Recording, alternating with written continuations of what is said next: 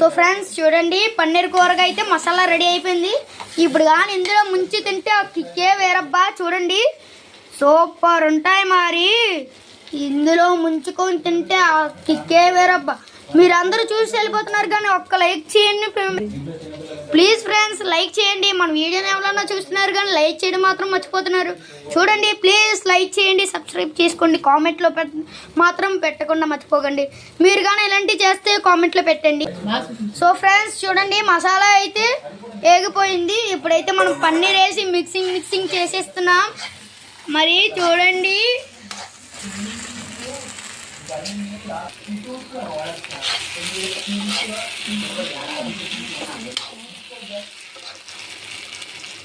So friends ఇలాగైతే మనం పన్నీర్ కూర అనేది ఇందులో వేసుకోవాలి.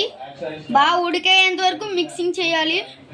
బాగా ఉడికిన తర్వాత టేస్ట్ చేస్తే మరి మామూలుగా ఉండదు. ఇలా కలపాలి ఫ్రెండ్స్. అయితే మనం కాసేపు వరకు ఇలా కలుపుతూ ఉండాలి.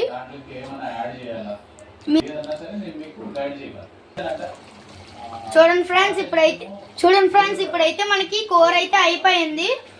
ఇప్పుడు నేను అన్నంలో ముంచుకొని టేస్ట్ చూడబోతున్నాను. మీరు చూడండి ఫ్రెండ్స్. ఇప్పుడైతే మళ్ళీ నేను టేస్ట్ చేయబోతున్నాను.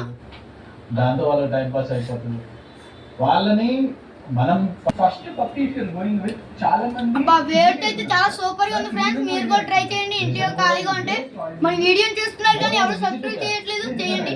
మీరు ఎక్కడికైనా వెళ్తుంటే మీరు కార్ లో పెట్టుకొని వెళ్ళిపోవచ్చు. లేదు ఏదైనా డబుల్ బాస్కెట్ ఉంది.